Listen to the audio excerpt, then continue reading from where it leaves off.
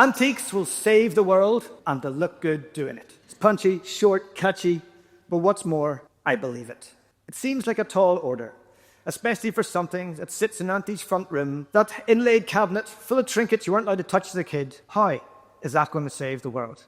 Well, I'm here to tell you that antiques are going to save the world, and they're going to look good doing it. First off, I have a confession to make. I am an antiques dealer, and I've had On the Square Emporium for 10 years, so I do passionately believe that antiques are the way forward, and we need to get away from modern furniture. We live in a time where everything is disposable. Products are built with a finite timeline. A finite timeline that is forever getting shorter. The shorter the lifespan of a product, the faster the consumer purchases again.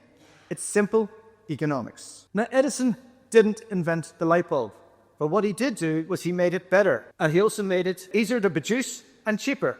But what Edison and his cronies also did was they created a finite timeline. They got together and they decided on 1,200 hours was a reasonable length of time for a light bulb. It was long enough that people didn't complain, but it was short enough that we had to keep on going back and buying more. Now, even in the 1880s, there was light bulbs that could last a lot longer. But to the manufacturers, they didn't make economic sense. And thus, our product finite lifetime disposable society was born. The more we threw away, the more we had to buy. Now, furniture is sometimes the last thing that we think about as part of the throwaway culture that we have, but increasingly it is. It's cheaper to buy a new sofa than it is to recover an old one. Chipboard chest of drawers and coffee tables with a lovely veneer bought from a high-end store is still just chipboard. A few years and knocks and bangs and the joins and seams will start to go. This is now what many people are coining fast furniture. So whenever I refer to fast furniture, which I will do throughout, what I mean is the majority of high street furniture. Most of it, from flat pack to high-end designer stuff, is made cheaply, whether or not it's sold cheaply or not. I love antiques, but even I can get led astray with the shiny new flat pack. And in my son Harvey's room, I bought a lovely colourful chest of drawers. This is not actually Harvey, this is a stand-in. I just like the picture. But when you come to put it together, you get this little annoying nut and bolt thing that holds the front of the door on. So I assembled the drawers, and it took about a year before the front of the drawer fell off. And I screwed it back on again. I'm sure you've fumbled with one of these yourselves.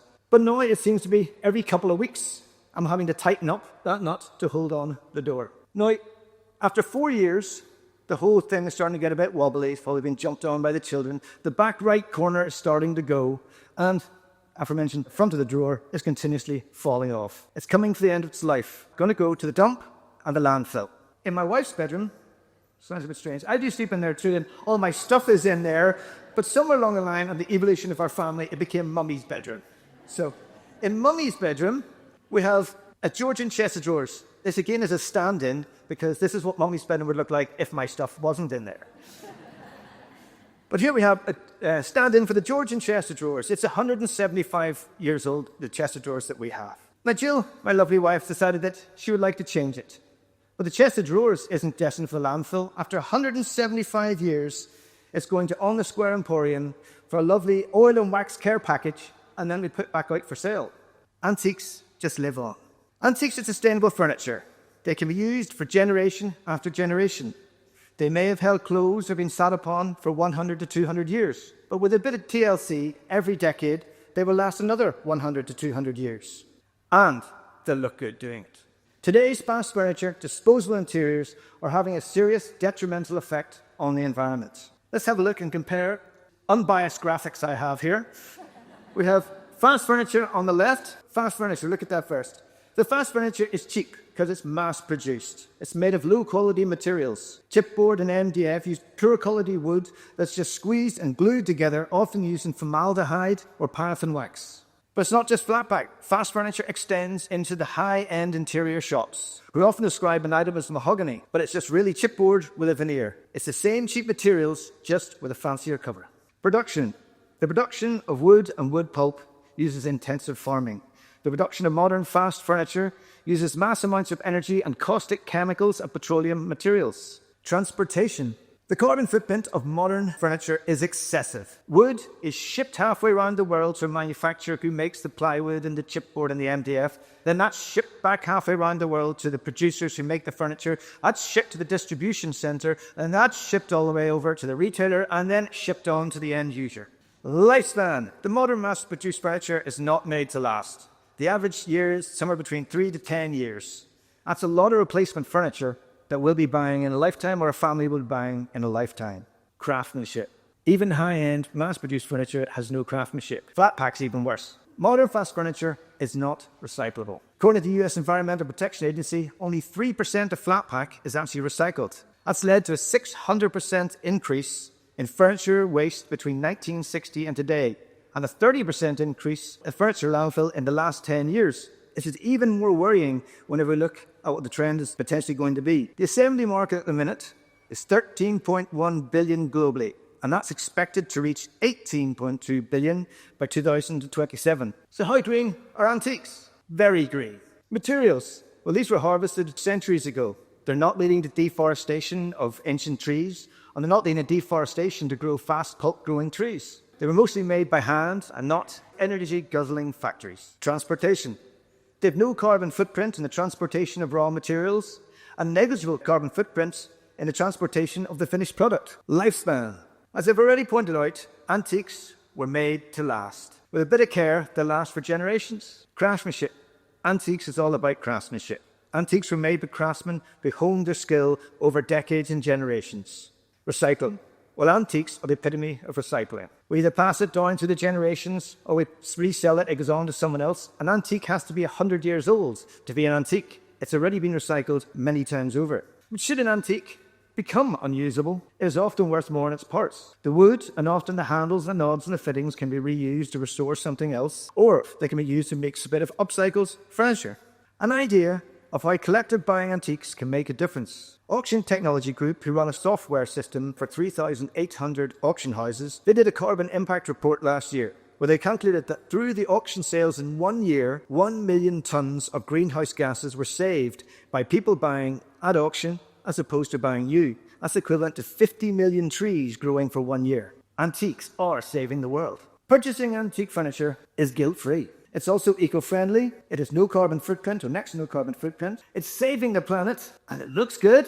It might even make you money. Antiques are on the rise. In the last 5 years, antique prices have risen, especially in popular items like side tables, bedside tables, and anything with little drawers. Little drawers are in for some reason, heavily in. Antiques are still half the price of what they were in the mid-1980s. That was the end of the last heyday of antiques. So in theory, that means you can buy an antique today, use it for 10 years, and double your money. In reality, I'd say you'll at least get your money back or close to it, which is not bad after 10 years of use, and you're not going to get that with high-end furniture. So antique furniture will help save the planet. It might make you money, you can pass it on to your children, it will live on, and it looks good. I like to stress the looking good.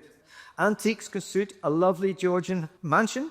It can also suit a modern apartment or a small terrace house. There is something for everyone. Even though as a kid you aren't allowed to touch Aunt Mildred's antiques, they do stand up to grubby kids' fingers, the odd crayon or a wayward sticker. Patina. We often hear that word used in antiques. What is patina? It's just a build-up of years of touching, dirt, cleaning and wax. The more patina, the more use, the more character. The same cannot be said for modern furniture. High-gloss finishes and veneers won't stand up to the test of time. They don't even stand up to grubby fingers and crayons, let alone bumps and bashes. Antiques gives you a lot more range of choice. A lot of people don't think about it. Maybe it's just me. I regularly go around all the high street shops. I go to the furniture conventions. I see what's coming in the next season to keep on top of it, and everything just seems a bit samey. Once you delve into the world of antiques, you'll realize that there's a vast array of styles and woods and finishes available. We're talking 300 years of changing styles from all over the globe are available to you if you just shop around. And it's not all brown furniture. There's lovely, colourful, hand-painted Eastern Europe, 19th century cabinets and chests, Louis XIV opulent gold furniture, there's Chinese silks and Persian rugs. These are all available at a quality you will not find in contemporary shops. But once you get the bug, you'll also realise that brown is the new black. And there's nothing better than a lovely piece of Georgian antique Irish furniture. Antiques also connect us to the past. We have a lovely oak chair sitting beside the fire. If you were to sit on something like that, even if the story is lost to us, we can imagine the people that sat in that chair before us, what went through their mind and what happened in their lives. It's a connecting to the past. There's an existential depth more than just a piece of furniture. Antiques can sometimes just work better. An antique chest of drawer, if you wax the runners once a decade, the drawers just run smooth and true. You can't say the same for modern furniture. Mechanisms will go. Oh, an antique chest of drawers are magical. They're like a TARDIS.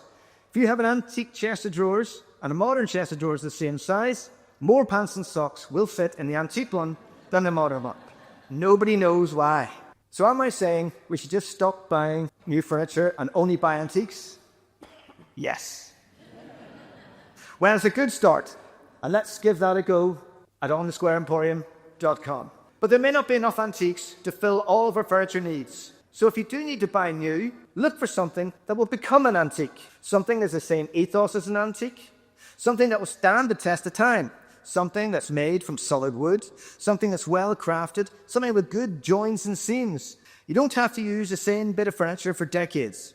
But as long as you buy furniture that stands a chance of being passed down and still used and cherished with other people and other generations, it will become an antique. So next time you're looking to buy a piece of furniture, buy an antique or something that will become an antique. Because antiques will save the world and they'll look good doing it. Thank you.